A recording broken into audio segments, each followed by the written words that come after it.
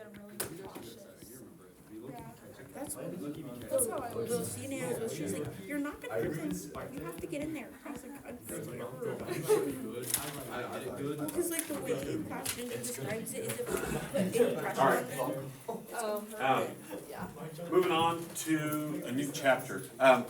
We're going to kind of take our time with this chapter because there's a lot of stuff within each section, and trying to do it all in one day is a lot. So we're going to spend 2 days on 7:1. I think we'll spend 2 days on 7:2, and then we'll kind of see where we're at as we move forward. But a rational expression, and this is something you saw a little bit of in Algebra 2. Anybody remember what a rational expression is, or what makes a rational expression? How's it different than any other equation or function? Any ideas what a rational expression would be?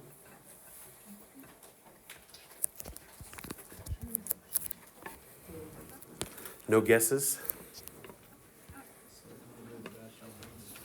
Okay, what is a rational number?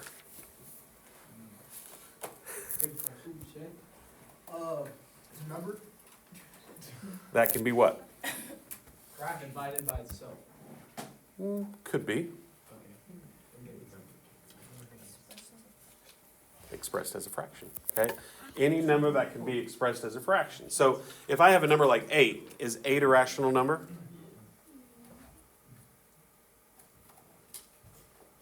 Can I express 8 as a fraction?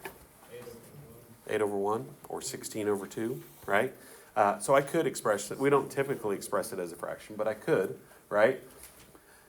And so, yeah, that's a good point. Rational numbers are something that we've seen as a rational expression is any expression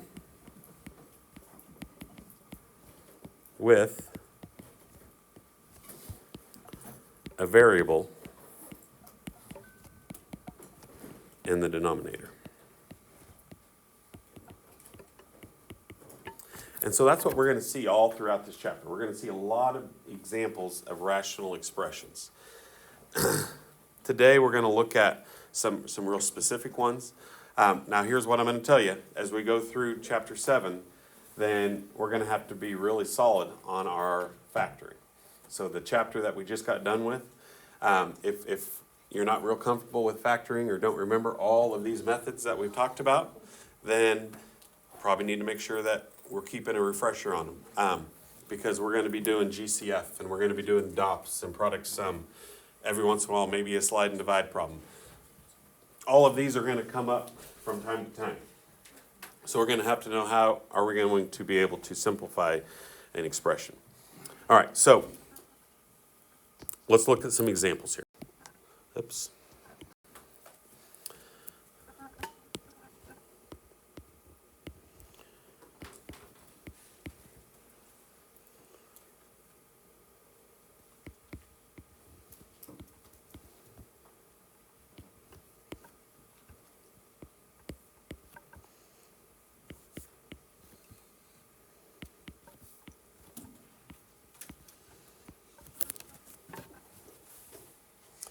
So this is an example of a rational expression, okay? Sometimes it may just be one variable in the denominator. Here we have an x, a y, and a z. We have multiple variables in the denominator. And it doesn't really matter how many we have, right? Just one variable in the denominator would make it a rational expression. But a lot of times we're going to have multiple, especially today. So what we're going to do here is simply, and this kind of goes back a couple of chapters, we're just going to simplify this expression using all of our exponent rules, because there's no addition or subtraction here, okay? So if I said simplify negative 32 over 24, what would we have to do to simplify the numbers themselves? Yeah, just find something that we can take out, right? What would be the biggest thing that I could take out of both 32 and 24?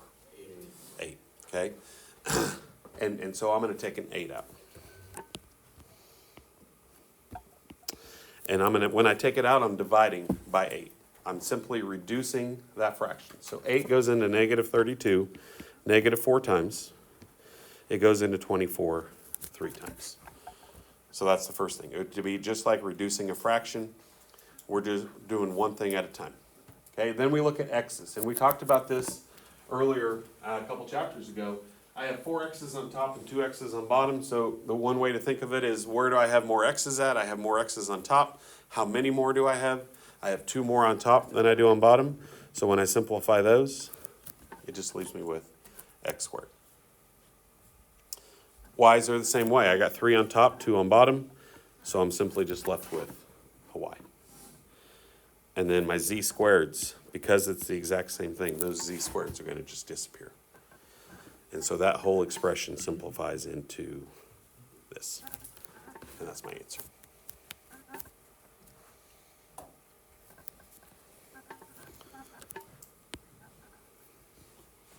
Okay, this next one's going to be a little bit different.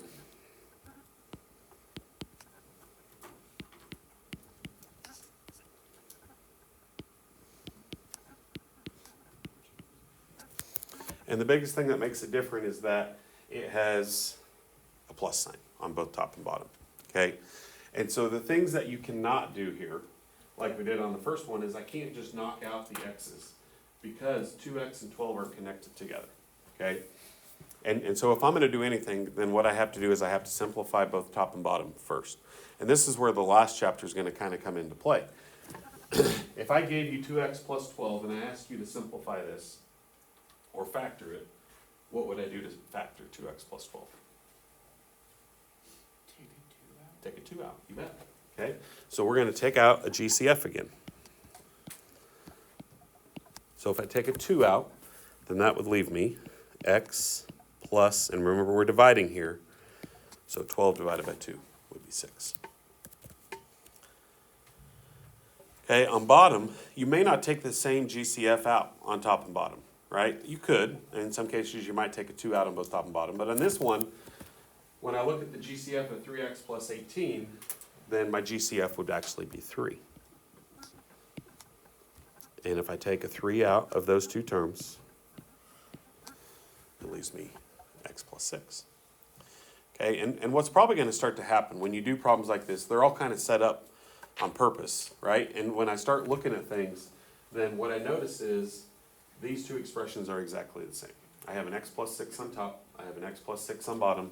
Those two x plus 6s can knock each other out, and we're left with 2 over 3. That's all that we got left. Okay, but you got to factor it first. We can't get to 2/3 until we factor it and then start knocking out things that are alike.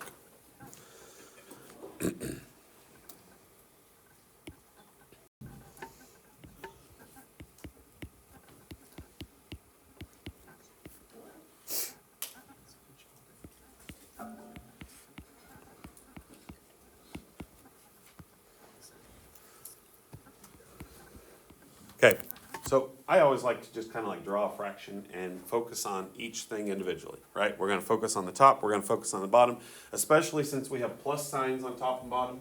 That means these two things are connected together, and so the first thing that we're going to look for today is, can I take out a GCF, okay? And so, as I look at the top two terms, what can I take out of 8 and 12? 4x, okay? And the biggest thing here is that you got to remember that you're dividing, okay? As I went back and looked at and graded some of the tests yesterday, I saw all kinds of different things, like sometimes we would subtract or whatever, but we're taking 8x squared and we're dividing it by 4x. So 8 divided by 4 is 2. I had 2 x's, but I took 1 out, so I have an x left over. The plus sign in between is going to stay there. 12 divided by 4 would be 3. We had an x, but we took it out. Okay, on bottom, can we take anything out of those two terms? 20 and 3 definitely don't have anything in common other than 1, but 1 doesn't help us. But what about x's? Can I take an x out? Yeah. Okay, so we're going to take an x out. So if I do that, I have a 20x left here, and then I have a 3 left here. Hey, these two terms are really close to one another, but they're not the same, okay? In order for these two terms to totally knock each other out, Either they both have to be 2x plus 3 or they both have to be 20x plus 3. They are not the same thing, okay? And you can't just knock the 3's out because you have a plus sign in between, okay? So I'm just talking about things that you can and cannot do. You cannot just take out the 3's because I have a 3 on top and bottom. But if I look over here, can I knock out the x's? Do we have a plus sign in between the x and the 4 over here? No, okay? So these x's could disappear. And so what we're going to be left with is 4 times 2x plus 3 over 20x plus 3. Okay? And a lot of people have issues with that, you know, and they want to do more because they think it's not done enough. And they want to try to knock down more if they can. And so when people see those 3's, they want to knock those 3's down, but we can't, okay? The only time I can knock out this parenthesis is if I have another exact same thing on bottom, okay? So sometimes I know we want to knock it down more, but that's as far as we can go. So all we could really do is take an x out of everything.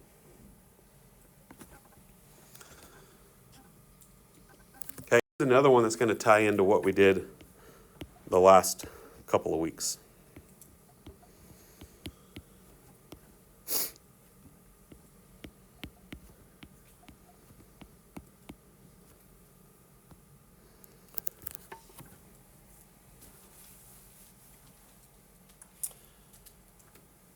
Okay, first thing, we're using this, I'm leaving this up here, right? Because we're going to keep using this over and over again. Is there a GCF on either top or bottom? Can we take anything out of all 3 of these? Okay, so we can't take a GCF out. What am I going to be able to do here? Well, it's a trinomial, right? Is 10 a perfect square? Nope. Okay, can I do product and sum? Is there anything that multiplies to get negative 10 that also adds to get negative 3? Any numbers make that work?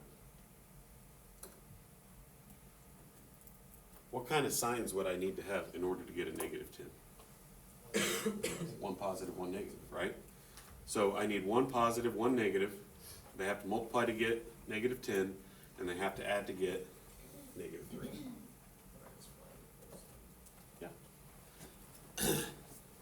So we're going to factor the top.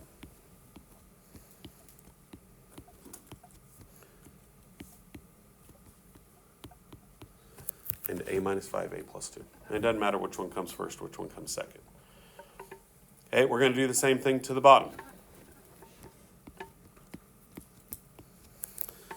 Is there anything that multiplies to get negative 15 and adds to get 2? Okay.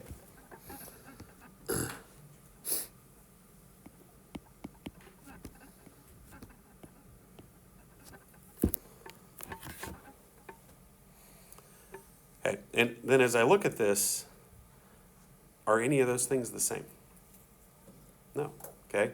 So what we find out is that we really can't simplify this at all, okay? But we got to factor it first to even be able to determine. Now, if this one was a plus 5 and this one was a plus 5, I could knock both of those out, okay? If this one was a plus 2 and I had an a plus 2 on bottom, I could knock them out, right? Right now, there is not anything that I can knock out. So that would be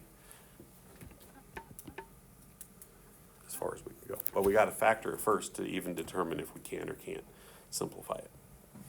So it seems kind of frustrating because we factored it and then we really couldn't do anything with it. But in most cases, there will probably be something that you can knock out. Okay. In this case, there was not.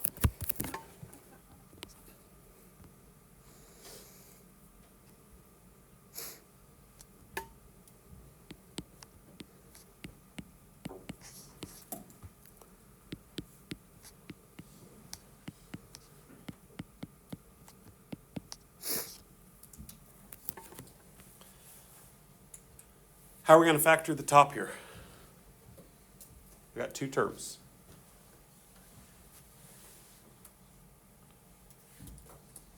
What's the first thing we always look for? GCF. Okay, is there a GCF?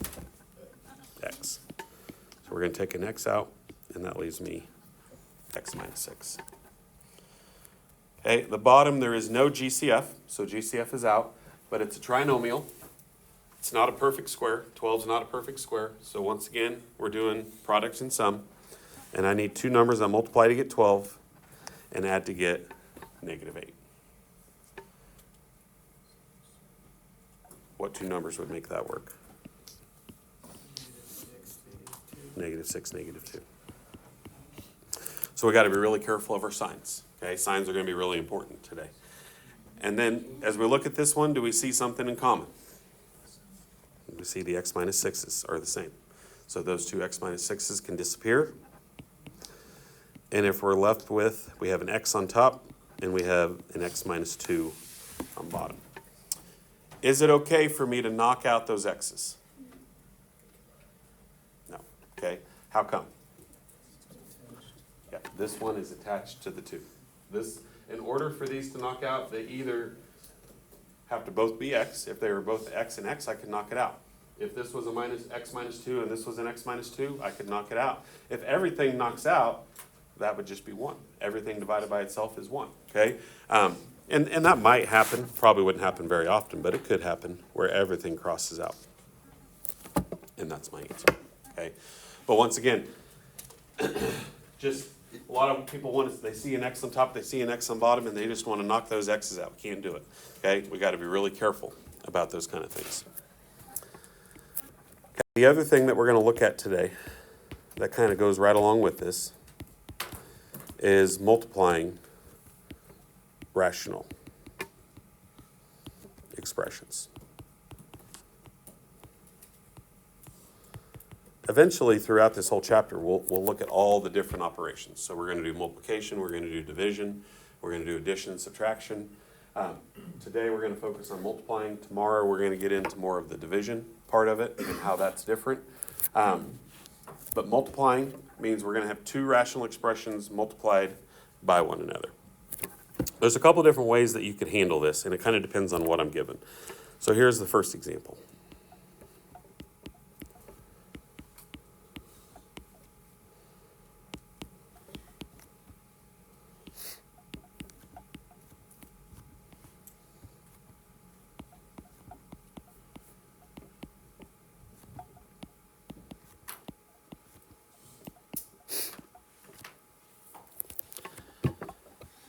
And to be honest with you, I don't really know which way is better. Some people might like it one way versus the other.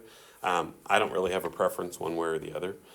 One way is to simplify this over here on the left, and then simplify the right fraction, and then multiply them together. Okay?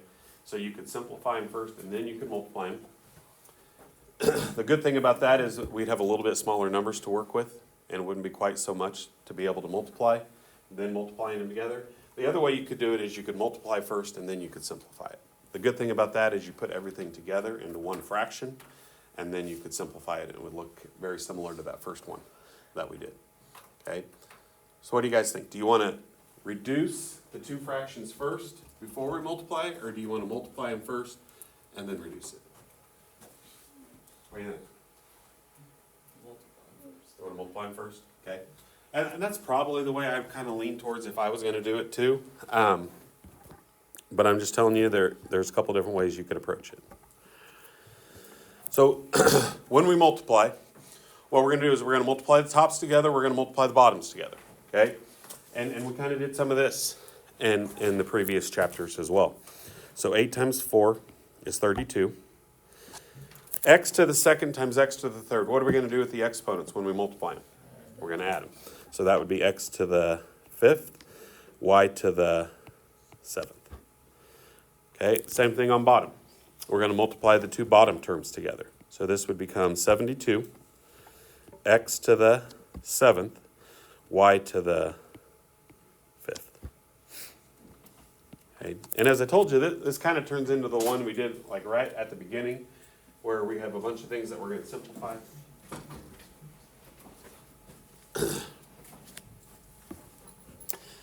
32 and 72.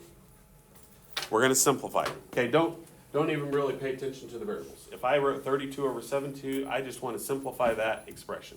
So what can I take out of 32 and 72? 8, okay. Anything bigger? We do want to make sure we take out the biggest. So 2 goes in there, 4 goes in there, 8 would be the biggest thing that would go in there. So 8 is our GCF, okay? And if you're not sure, just keep trying things. And one way to tell if you've taken out the GCF is if I would only take out a 2, then it wouldn't be simplified all the way. But when I look at 4 and 9, can I simplify 4 and 9 anymore? No, okay? So 4 and 9 is as simplified as it can get, so that tells me we did take out the GCF. So 8 was indeed the GCF, okay? X's, where do I have more X's at? On bottom. How many more? 2. So we're going to leave 2 X's on bottom. Where do I have more Y's at? On top. So I leave 2 Y's on top. And that is our answer.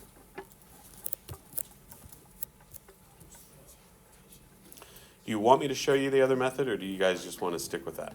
Just go with that? Okay, I'm good with that, because the other one is simplifying first before multiplying. But you get the same answer, so I don't want to confuse you and show you too much.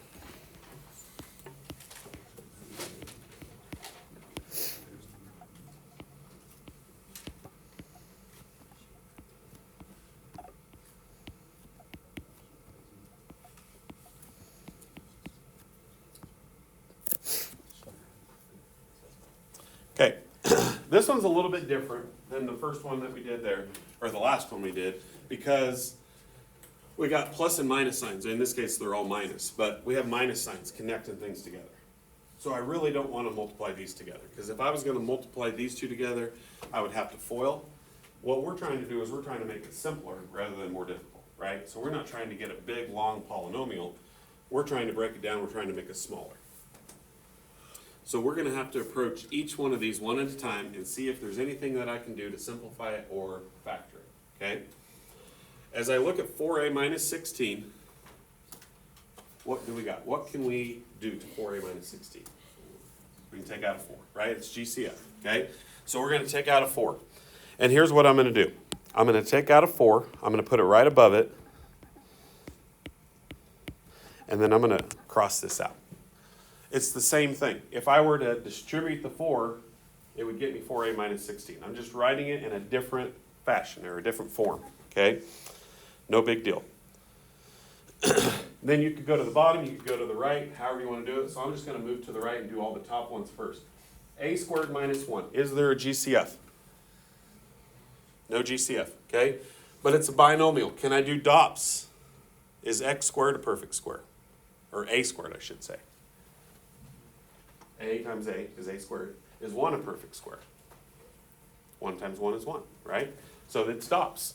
And so what I could rewrite this one as is a plus 1, a minus 1. And that replaces that. It's important to cross off the other one just so you know you're done with it. Okay, down here, 3a minus 3. They both have a 3. So we're going to take a 3 out.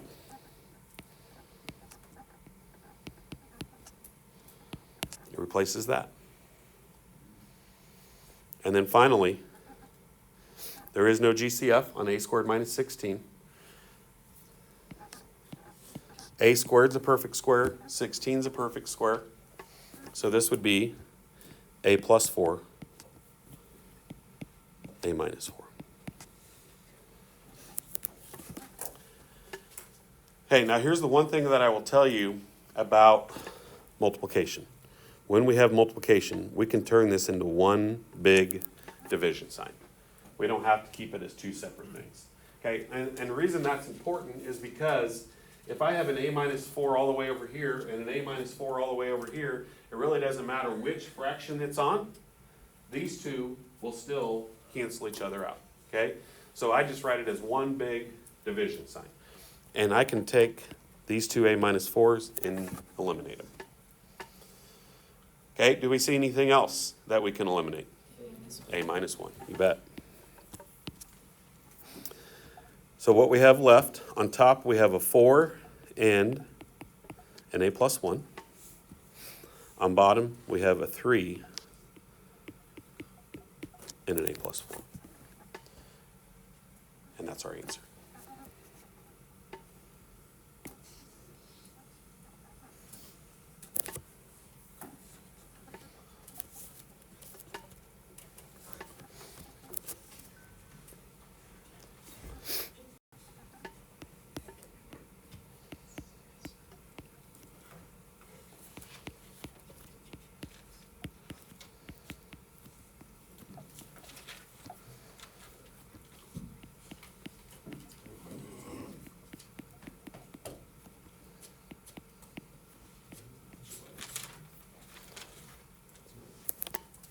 Okay, this one's very similar to the one we just did. All four of these things are going to simplify. They're all going to factor, okay? None of them are going to be GCF. GCF's the first thing we always want to look at, but if I look at all four terms, there is no GCF in any of these four individual polynomials, okay? So we're going to have to do some type of factoring, and that's once again, like I said at the beginning of the lesson, that we've got to be able to factor. If we can't factor, or if we struggle with factoring, this is going to be hard, okay? I'm not going to sugarcoat it. We've got to be able to factor. And if we can factor, then it makes this so much easier. But if we struggle with factoring, and so the reason I'm telling you that is get in and get some help. If you need some help with factoring, or if you struggled with the test yesterday and still not sure about some of the factoring methods, then just let me know. I'll be glad to help you. But we got to be able to factor. Otherwise, this could be a really difficult chapter for you. But if you can factor, that shouldn't be too bad. X squared minus 4. What can we factor x squared minus 4 into? Okay. X minus 2, x plus 2. Two terms, this just stops. Okay. X squared minus 8x plus 15 is three terms. No GCF. It's not a perfect square, so product and sum. What multiplies to get 15 and adds to get negative 8? Okay.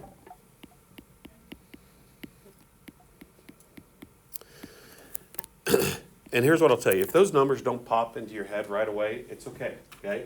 So, some people got a lot better number sense than others, and it's not wrong if those numbers are not popping. So all you got to do is just think about all the things that go into 15. There's not a ton of things. The only things that go into 15 are 1 and 15 and 3 and 5. Some numbers you're going to have more options. Like if I had 32, there's a lot of things that go into 32, right? 15, there's not a whole lot. So you don't have a whole lot of options. If it factors, you should be able to find those numbers fairly easily. Just make sure it works for both the product and the sum. Okay? I think the hardest ones are the ones like this, where we have a negative product and a negative sum. To get a negative product, we need one positive, one negative. We want it to add up to be negative 3. So I want more negatives than I do positives. Once again, there's not a lot of things that go into negative 10. So we know this is x times x. The only thing really that we'd be able to work here would be 5 and 2, but I need more negatives than positives. So I want a negative 5 and a positive 2 because my middle number is a negative 3. Negative 5 plus 2 would be negative 3. So that replaces this. And then finally,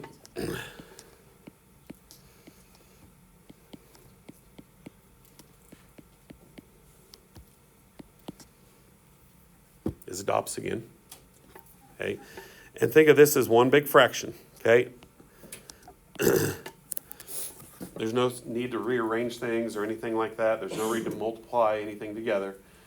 We're trying to simplify this as much as we can. So as I look at common factors on top and bottom, x plus 2's are common. X minus 3's are common. X minus 5's are common. Things start disappearing, right? That's good news. That's kind of what we want to happen, is we want things to disappear. And I have an x minus 2 on top. I have an x plus 3 on bottom. Can I knock those x's out? No.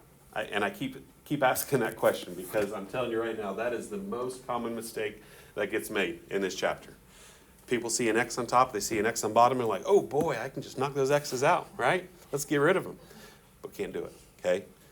And that's one thing you got to be careful of. If they're connected by a minus sign or a plus sign, the only way to knock this out is if I have an x minus 2 on bottom. If this has an x plus 3, this is going to have an x plus 3. Okay, this is our answer. Okay, a lot simpler than it was to begin with, but everything else canceled out. Okay, I will tell you this. I don't think there's a ton of them. There is some that have slide and divide. I haven't done a slide and divide one. Do you guys want to do a slide and divide, or do you feel comfortable with slide and divide? You want to do a slide and divide one? I mean, I feel comfortable. You feel comfortable with it? What do you guys think? Shane, feel comfortable with it, or you want to do one? Oh, I feel comfortable. You feel comfortable with it. So I gave you, if I had put one up here, you would be able to knock it out, right? Yes. Oh. Yes, we would be. You don't have to try out though. Oh, yeah, I don't have to try it. Yeah. I don't know, what do you guys think? Should I put one up here and see what Shane can do?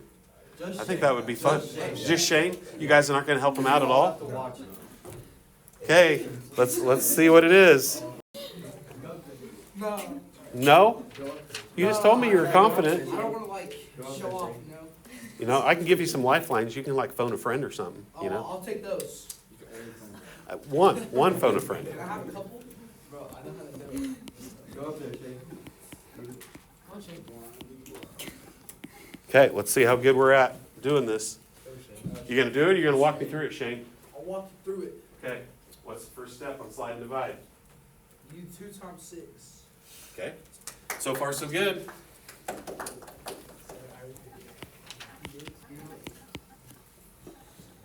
Okay, what now? Put on friend. So you do x squared minus 7x plus 12. Oh, I knew that. Okay, what's the sum gonna have to be? The x, the 7x. Okay, Negative 7x. okay, so let's find two things that make this work. Okay, what kind of signs do we want? Both negative. Okay, so we're done? No. Got to divide by 2. Why do we divide by 2, Riley? Because It's the leading coefficient, okay? That's what a lot of us forgot to do yesterday. We forgot on that slide and divide, we got to divide by that 2, okay? If it reduces, we reduce it. If it doesn't, we slide it in front of the x. So this becomes 2x minus 3. 4 over 2 becomes 2. And there's our factor, okay? Now, I will tell you, I didn't put like an entire one up here. The slide and divide ones can become a little bit cumbersome because this was just one polynomial. And if I had a polynomial that, like this, remember you're going to have 4 different polynomials here, right? Now, I don't think you would have one that's slide and divide in all 4 spots, but maybe this one's slide and divide, maybe this one's dots, maybe this one's products and sum, maybe another one's GCF, right? So could you have one that has slide and divide 4 times in it? Maybe, okay? But hopefully, I don't think I gave you too many like that, or any. Hopefully, maybe you have a slide and divide and then maybe like a product and sum, and you're doing a couple of different methods within each one, okay? Today is just part 1 or day 1.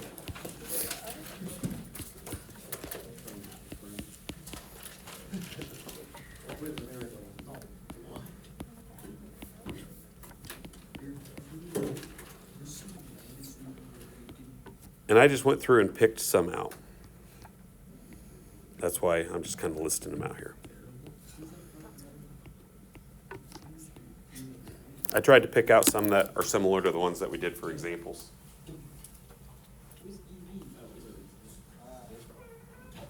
Ten problems.